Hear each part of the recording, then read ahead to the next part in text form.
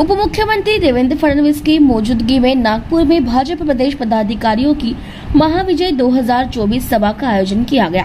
उप मुख्यमंत्री देवेंद्र फडणवीस ने सभा का मार्गदर्शन करते हुए आगामी लोकसभा और विधानसभा चुनाव पर ध्यान केंद्रित करने की अपील की।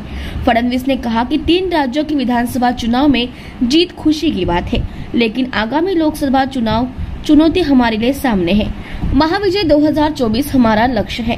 हम जीत की भावना के साथ मैदान में उतरना चाहते हैं। उप मुख्यमंत्री देवेंद्र फडणवीस ने कहा, राहुल गांधी विरोध करने वाली पार्टी के नेता होने के नाते हमें चिंता करने की जरूरत नहीं है। राहुल गांधी बीजेपी के लिए भगवान का वरदान है। अगर विपक्षी दल का नेता ऐसा बनना है तो किस्मत तो लानी ही पड़ेगी। कांग्रेस की ये हालत इसलिए हुई क्योंकि कांग्रेस सिर्फ अपने बारे में सोचती थी। पार्टी और संगठनों का महत्व खत्म हो गया। कांग्रेस नेता बड़े हुए लेकिन कार्यकर्ता नहीं रहे। देश की सबसे पुरानी पार्टी आज जिस स्थिति में है उसके लिए कठिन समय आने वाला है, देवेंद्र फडणवीस ने कहा। आता महाविजय 2024 हे अभियान आपण सुरू केलंय आणि या अभियानाच्या रूपानं खालपर्यंत संघटनेची रचना आपण केली आहे। आपल्याला सुधीर भाऊंनी निवडणुकांच्या संदर्भात एक काय आपली स्ट्रॅटेजी असली पाहिजे, काय आपण केलं पाहिजे हे अतिशय चांगल्या प्रकारे सांगितलेलं आहे।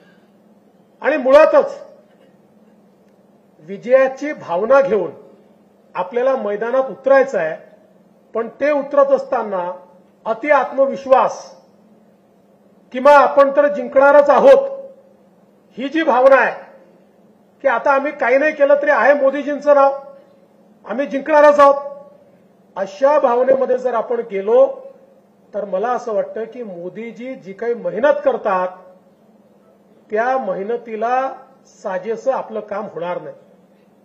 आणि म्हणून पहिल्यांदा तर पुढचे 3-4 महिने आणि मग त्याच्यानंतर विधानसभेची तयारी चालू होईल।